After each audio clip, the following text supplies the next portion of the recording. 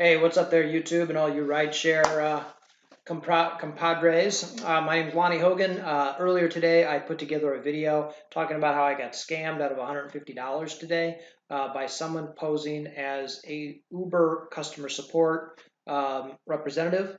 And today, right now, I'm putting a video together to give you a quick update. I just got off the phone with the Fort Worth Police Department. I filed an official report.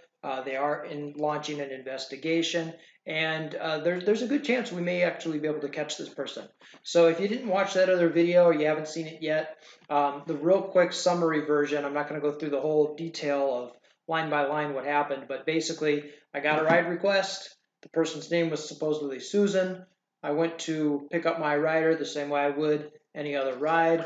I got to a rather peculiar location because there was just, it was on a weird road that went into kind of a dead end, and nobody showed up to the car. Okay, so I did what I think most of us do is nobody's showing up. Okay, great. I'm going to call this person. I called the person. I got an answer to the phone.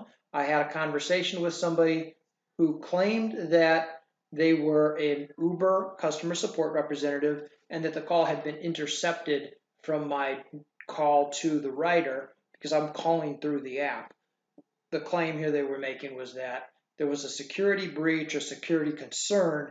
They couldn't have me in contact with any riders until they dealt with this. And the concern was that somebody had complained that when I picked them up, I wasn't the person they were expecting to be in the car when when I got the pickup.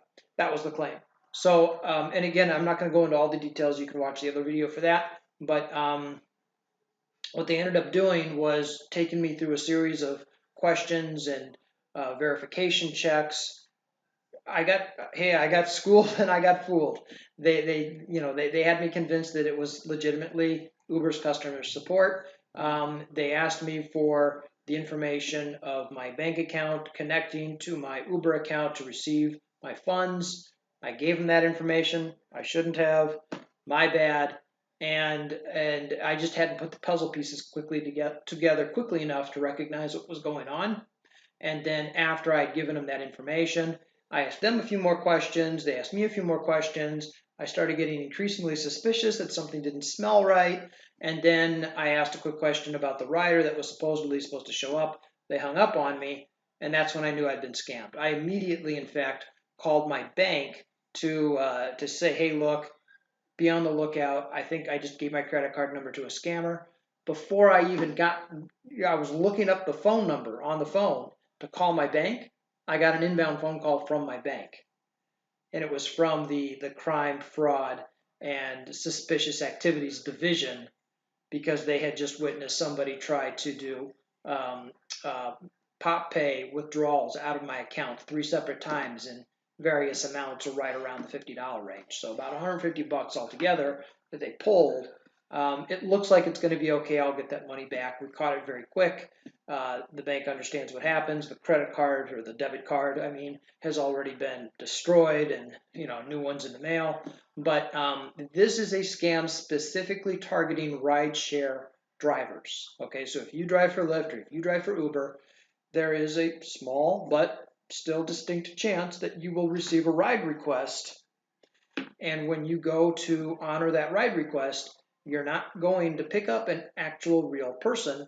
You're going to a location where you're going to sit for a while wondering where your rider is. They're counting on you going through the protocols of making a call, and then they're going to pose as Uber support and give you a big spiel about how you had breached some sort of security measure, or they needed to deal with some sort of security measure, and so they intercepted the call that you were trying to make to your rider. Now, what I haven't quite figured out with all of this is how did they get the GPS to work to point me in a specific place? Okay, if they weren't there, then, and actually, I even told the police officer, when you go back to this location, go back into the tall grass. I can even go with you and show you exactly where the pinpoint was on the GPS. I wouldn't doubt it if we find an old cell phone there, or a smartphone of some kind that somebody had, used, and then maybe they changed the phone number on the account after setting up the ride request or something, so that when I called, I would call a different phone number. So there were a variety of factors in play here. It was a fairly sophisticated and well thought out scam. Okay, otherwise I would have never gotten taken by it. But I still shouldn't have been, but I did. And it's something that I think rideshare riders need to be aware of. Okay, because it's a real threat. We all work hard for our money, and something like this happens, and you see several days' pay wiped out right in a matter of a heartbeat over something stupid. And the degree to which the police and prosecutors really go after these kinds of crimes, because there's just so many of them, and the consequences that are associated with them are so small, according to the cop I talked to at least, that a lot of times, as long as there was no victim because you got your money back, or insurance covered it, or LifeLock captured it, or your bank caught it quick enough, nothing ever further gets done. But that just keeps the scammers doing their scam, as long as they're getting some return on it. And I really think we can probably catch this person, because I heard their voice. I have the recorded call.